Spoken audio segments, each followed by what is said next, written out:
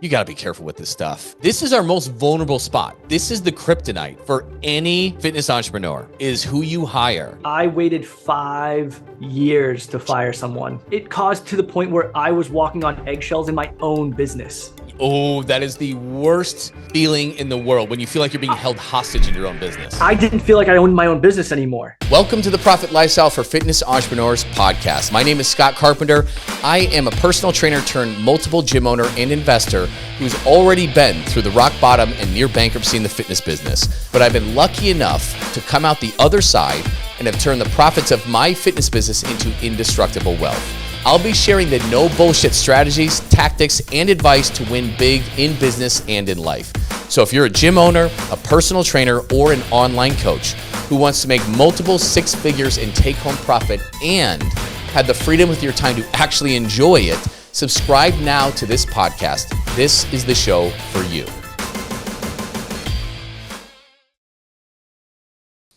All right, welcome back to the Profit Lifestyle for Fitness Entrepreneurs. I'm Scott Carpenter. I'm Andy Boimila.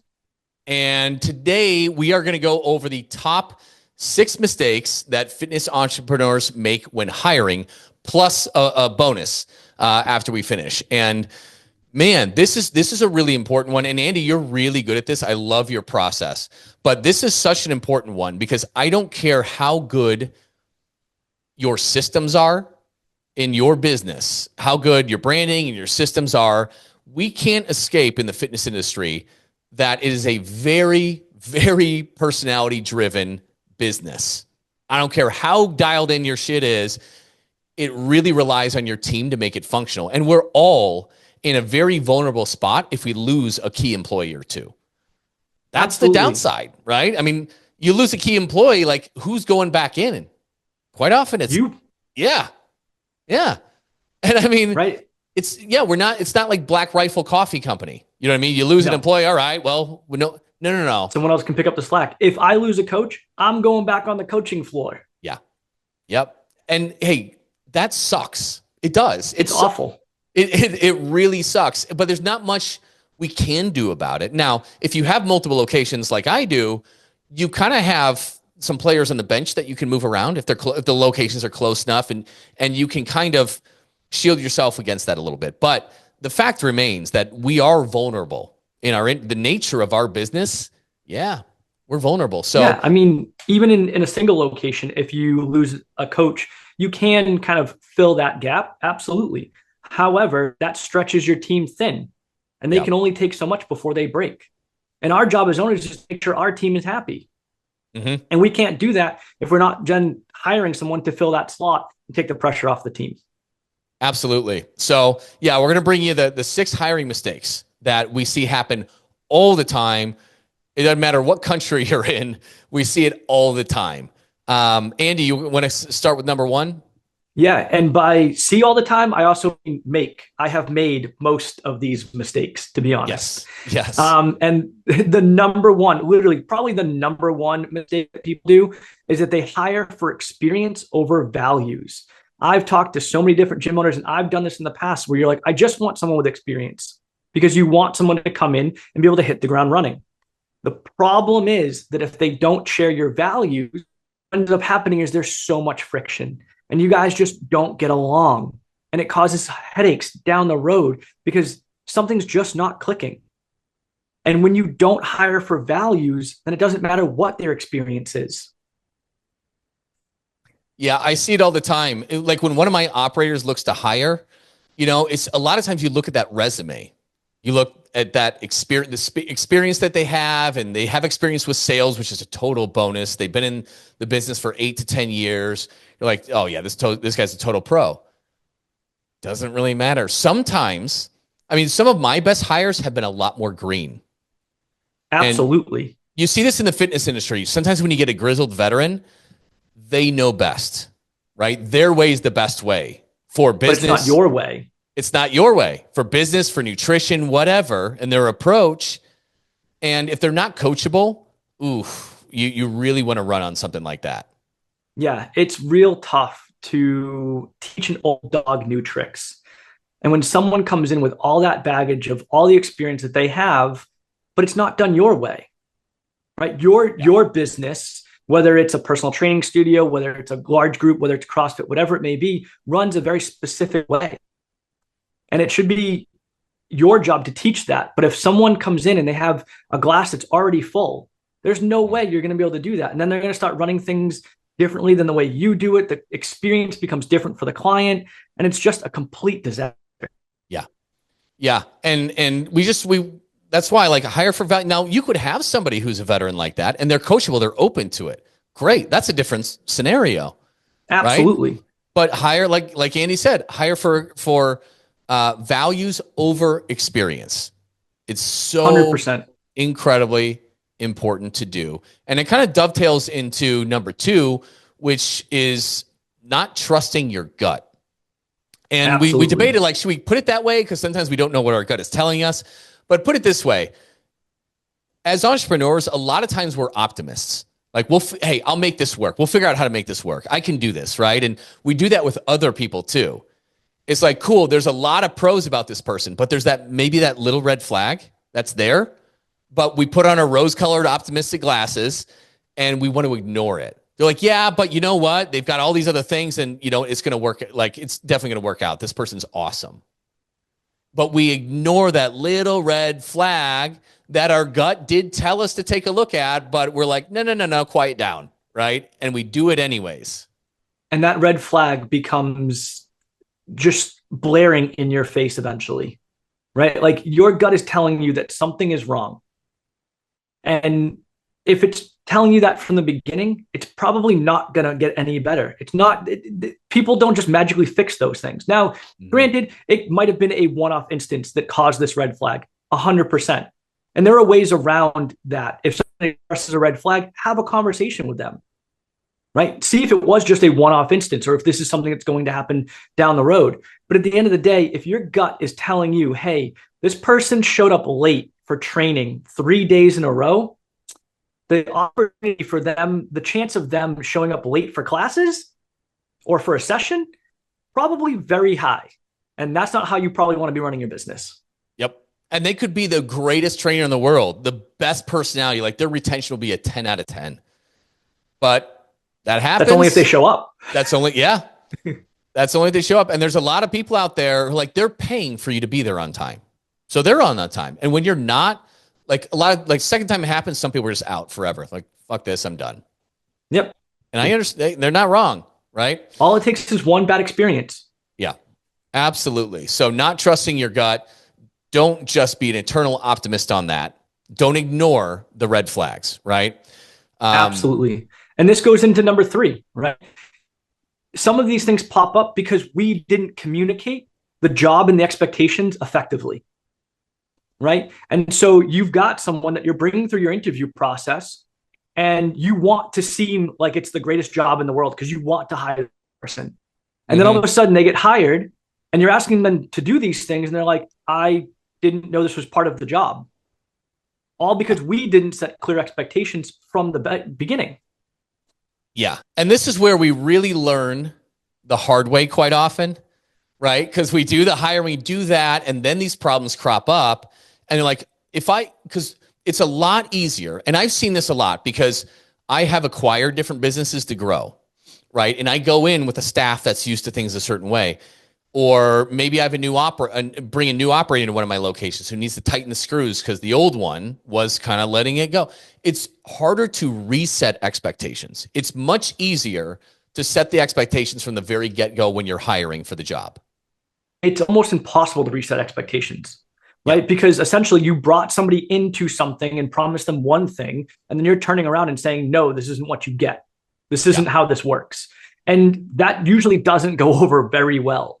Believe me, I've done it.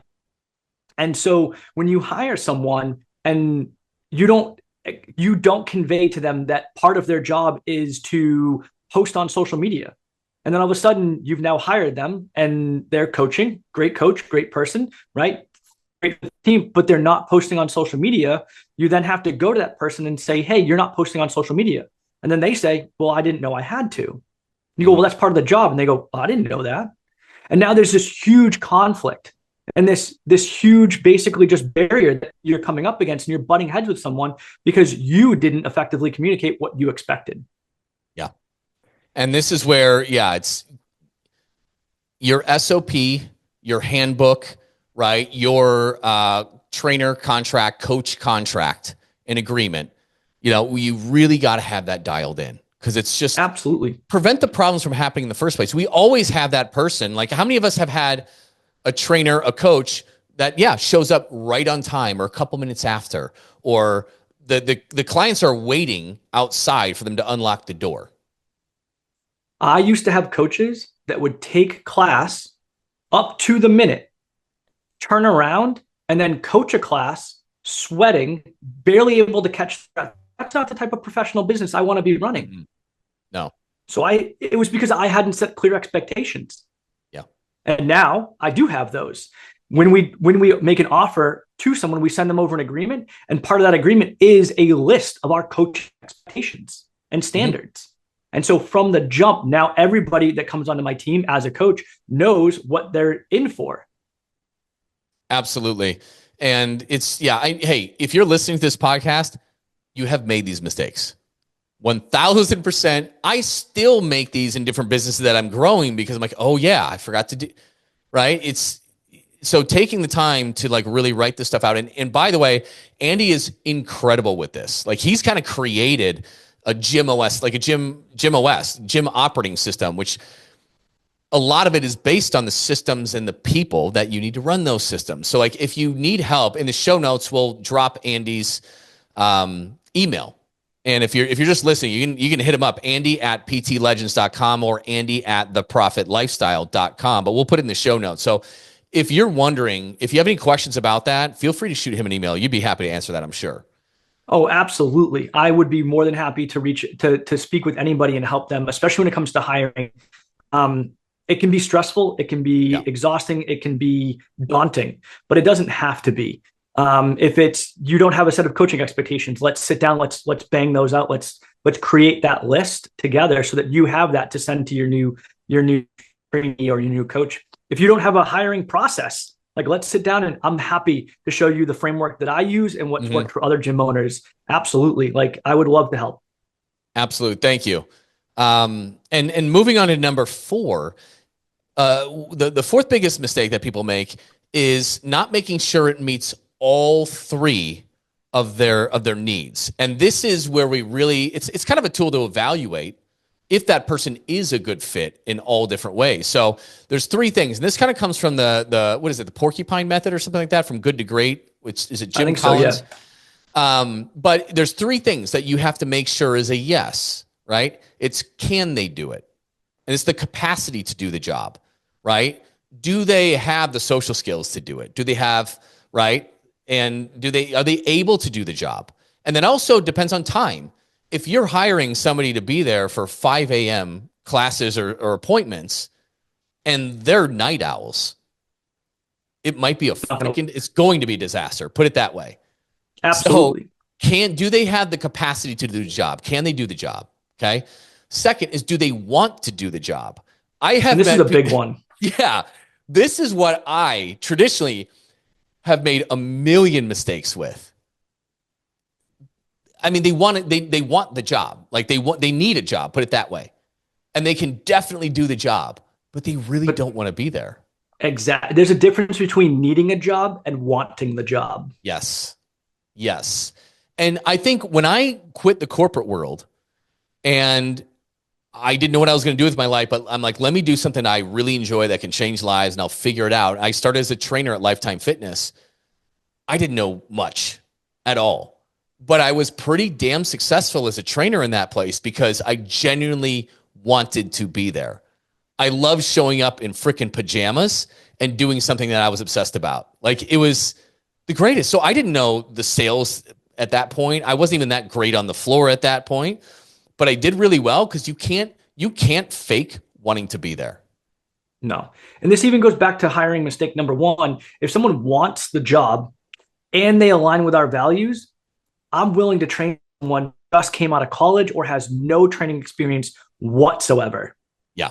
Because someone that wants it and who aligns with our values is going to be a way better teammate than anybody else. Yep. Absolutely. Absolutely. So like, do they want to do the job? Because the clients, they know when that person doesn't want to be there. 100%. I mean, you know, you've either worked around somebody like that, another trainer or a coach, or you've hired a trainer or coach, and people can sniff that out. They don't give a you see that in grocery stores. You know what I mean? You can be checking out in the line and they look at you and they're inconvenienced that you're there checking out. I hate that. Yeah. It's the worst experience. I get it. Like nobody wants to probably be a cashier. Yeah. I get it. But there are people that want to be fitness entrepreneurs and have a career in fitness. Yep. And those are the people you want to go find. Absolutely. Absolutely. And you can't fix that. And then the third thing, so can they do it? Do they want to do it? And then the third thing is, does it meet their financial needs? And that's very important because sometimes we don't have full-time availability in all positions. Sometimes it's part-time that could evolve into full-time, but you have to make sure it meets their short-term and their long-term financial needs, both of those things. If you're not sitting down and asking, what do you need financially, then you're making a huge mistake because you're going to bring someone on that needs whatever, let's say $5,000 a month, but you can only provide them with $2,000 a month. They're not going to be able to live on that. No. And then they're going to get burnt out and they're going to be stressed out. They're going to go start looking for another job. Yeah. And then all of a sudden they start calling you and saying, hey, I cut my hours. And you're like, why? And you're like, well, it's because I need another job because you're not paying me enough. Yes. Happens all the time. So frequently in this business. Yep. So you got to have that conversation up front. And a lot of times we don't want to because we just want to this person's amazing. I really need to hire them and let's just hope shit works out. Don't hope shit works out. Make sure it's going to work out. Hope is not a plan. No, it is not. And I've had to pass on amazing people because at that time I didn't have that opportunity for them. Right? It's like, holy cow, this person should be the operator. This person should be the GM, should run this place. But I've got somebody in that position. I don't have enough for them. I had to pass on them. But you know what? I've hired people 6 months, a year, over 2 years later because that operator moved to a different state. I'm like, hey, dude, it's open. Yep. So a no doesn't mean no forever. It's a no right now. But don't cram them in if it's not a good fit for them financially because they're going to leave. And we're like, duh, but we do it all the time. And this goes right into to mistake number 5. Now, this has to do a lot more with kind of managerial roles, but comp plans, right? Like if you're not sitting down with someone that's going to be a GM or an operator or a head coach that has a managerial role that's going to lead people and do day-to-day operations, if you're not sitting down, figuring out what they need, and then creating a comp plan that's going to work for them and give them the kind of life that they want. It may not be, they may not be making $100,000 a year right off the bat, but if you're not sitting down and going, hey, you need $50,000 a year, let's get you $55,000 a year, they're not going to be motivated to stay. And then all of a sudden your whole business falls apart because you had one GM who wasn't making enough money and then turns around and leaves. Mm-hmm. And that's a huge hole to fill. I have made every comp plan mistake ever. And you have to be very careful with salaries in this industry too. Yep. Because, I've had an amazing trainer that I've kind of promoted into more of a management position, right? Or an operator position and given a flat salary because that's what she really valued. You know what I mean? Like that, I'm like, wow. Because it's not that common in this industry, right? A lot of times salaries are not. No. And you can make mistakes in that. So it's like, cool, I gave her that salary. But what she started doing was handing off more and more of her clients. So now I'm encountering double payroll. You know what I mean? Like I gave her a bit of a raise overall, and then she's handing off all of that. That's insanely common. You will see that. And they're starting to work less and less and less, even though you gave them what's kind of rare in this industry. And it's just like, what the hell? And then you have to have that awkward conversation where you're like, hey, so I'm paying you this much money, but you're not doing these things anymore. And they're handed off to somebody else who I now have to pay also. So I'm paying double for projects that should only be done by one person. And that's a huge problem to have. And so if you don't figure out the comp plan from the beginning, and it just becomes such a headache down the road. Yeah. And I see, and yeah, there's so many ways, but in some instances, a salary or a base can be a really valuable tool for the right person. That's the thing Absolutely. too. It's compensation is very dependent on the person. And I've done everything. I've done it where it splits between, hey, here's my service commissions, here's my sales commissions, and here's a little bit of admin or management stuff, right? I have done it where there's just a flat salary and a bonus based on profit sharing before. Yep. Right. And I had a guy grow over double the business, making well over 6 figures, and I never have to be there. It's so. And for the right person, that works great. Yes. And for another person, total disaster. Right. If someone's not growth motivated, if they're not motivated by numbers or by revenue numbers or profit numbers, then they're going to be stressed out. Yep. Yep. And so there's different strategies for it. And in future episodes, we'll have to dive into those, Andy. Absolutely. Like different comp plans for different scenarios and situations. Absolutely. We should also dive into a big topic, and that is whether or not coaches should be W-2 or 1099 employees. Yep. That's a big hot topic. Yep. That's very nuanced. Absolutely. Very. But yeah, we'll dive into that we'll dive into that in another episode. Definitely. But yeah, comp plans are so important because and I see people, oh my God, I don't want to say his name, but recently, I'm talking about, we were helping this gym owner. He's like, why am I still struggling? Yeah, you're paying way too much on your labor. There's no way, like mathematically, you're always going to struggle. Like you've shot yourself in the foot. And the problem with mistakes in payroll are that like, it's really hard to walk backwards once you've given something. It's very awkward. They will not like it. Nope. They could be out the door just that fast, and now you're going to bleed all those clients. Like, so you can make fatal payroll mistakes that really stay with you and haunt you for a very long time. And so again, if you got questions, reach out to Andy at PT Legends, or Andy at The Profit Lifestyle, and be like, hey, do you got 5 minutes? Can I run this by you? Absolutely. Can't wait to hear the stories. Yeah, those problems will haunt you for a long time. So just, talk to somebody about that.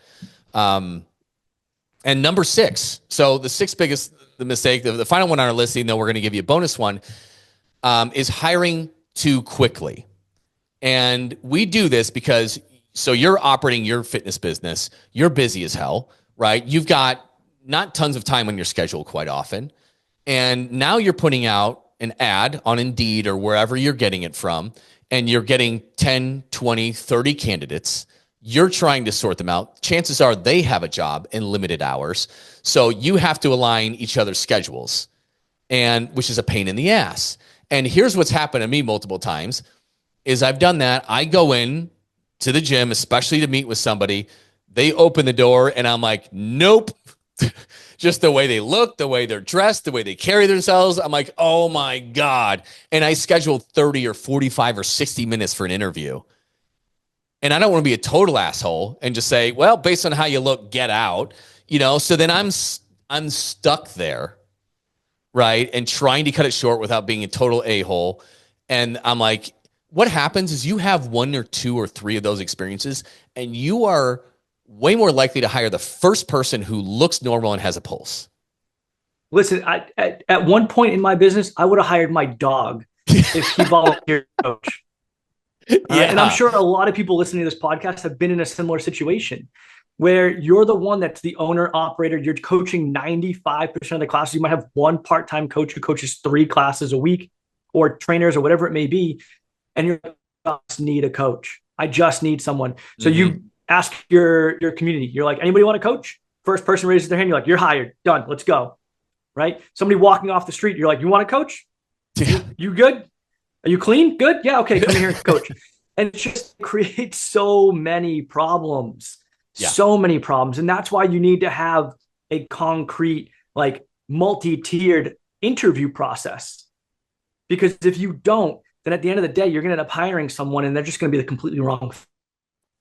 Yeah. And that's an expensive mistake. The wrong person, you guys know it, your time, your money. And that kind of goes into what we were going to leave you with too, is the bonus is firing too slowly too. Yep. And because we have so much time invested into it, right? Into finding them, into training them, and they may not be meeting expectations, or maybe hopefully we spelled them out. A lot of times we didn't. But at the end of the day, I have dragged my feet on firing people because of a few reasons. A lot of times I might lose some clients from it. That could be the worst. That's always trainer. a big fear. Yeah, absolutely. It's like, well, I know I'm going to lose those people, even though, because I don't care how bad an employee is, there are some people who are going to love them. Always. You know, one of my operators had to do this at our Glendale location, right? And it's like, we know we're going to lose all the weird Harry Potter people because it's just, there's nobody else that's going to have that. And so we had that. But the longer you wait and the more clients they're working with, or the worse more it gets. Clients they're losing, because you know what I mean? Because you fear losing those group of people you know you're going to lose, but you're losing you're just filling a leaky bucket with all the other people that don't resonate with that person. You're making it so much worse, right? It's a problem when you refuse to fire someone over whatever it may be. Mm-hmm. And trust me, when I talk about whatever it may be, I waited 5 years to fire someone. I'm not joking. 5 years. I should have done it a lot sooner. And it caused to the point where I was walking on eggshells in my own business.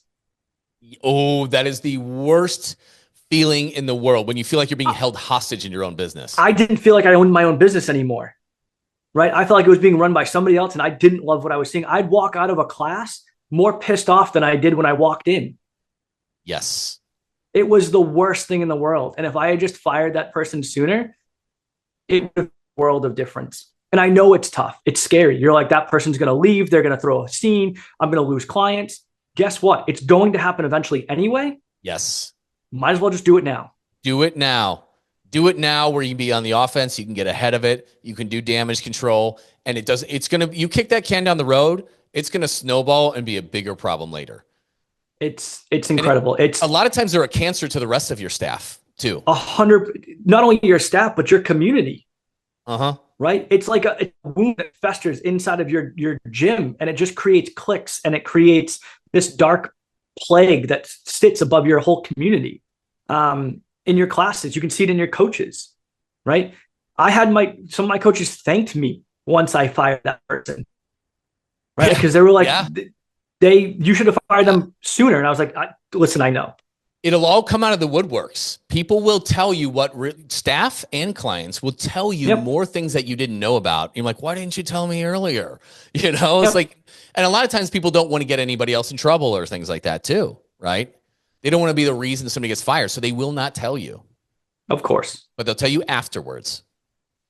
So yeah, do not fire slowly when you know you got to do it, because it sucks. You know you're going to lose business. You know, a lot of times, and this contradicts with hiring. It's like, because you need to spend time hiring the right person. Otherwise, it's a disaster.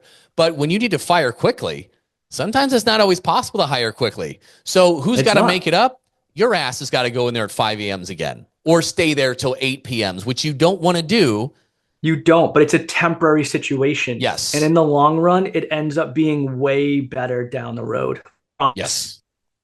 Absolutely. Absolutely. So, hey, there are your 6 top hiring mistakes that fitness entrepreneurs make, with the bonus at the end. Guys, if you need any help with that, just shoot Andy an email, right? And it'll be in the show notes. So, but man, if you got any questions, like, is this right? Could you take a look at my agreement, my coach or trainer agreement? Yeah, we'd be happy to, because man, absolutely, you got to be careful with this stuff. And this is our most vulnerable spot. This is the kryptonite for any fitness entrepreneur, is who you hire. It's our kryptonite. We need them. We need staff. We can't do this on our own. Mm-hmm. So you got to make sure that you're doing it right. Absolutely. If you want to buy your time back and get to the point where you're only working 20 hours a week, 15, 10, 5, you're going to have to rely on people. Absolutely. There's a lot of mistakes to make. So don't make the same mistakes that we made. So please don't. Oh God. Let us help. Yeah. So if you haven't yet, guys, subscribe to this podcast. If this is any value to you, please leave a review, but subscribe to it. We're going to give you the tactical advice. whether you're a personal trainer, a gym owner, an online coach. We're going to come to you every single week and give this advice. So make sure to subscribe to this. Get on our email list. So when the new episodes launch, you'll get them right to your inbox. And thank you very much. And we'll see you next week. Thanks, everyone. Listen, if you're stuck and could use some advice in your business, whether you're just starting out, a veteran in the business, or expanding online or into multiple locations, you can hop on a free call with us to pick our brains at ptlegends.com/one-on-one call. You can see that in the show notes. That is with numbers. Chances are we'll be able to help you get some clarity on what you need to do specifically in your business to get to the next level. It's not a sales call. We'll connect you with the right resources to help you solve your problems. But if you want to learn more about working with us, that's cool too. We can share that information should you want it. So book your call now to get out of the rat race before your week consumes you, which is easy to do at ptlegends.com/one-on-one call. That's with the number 1 on the number 1 call. You can find this in the show notes. See you soon.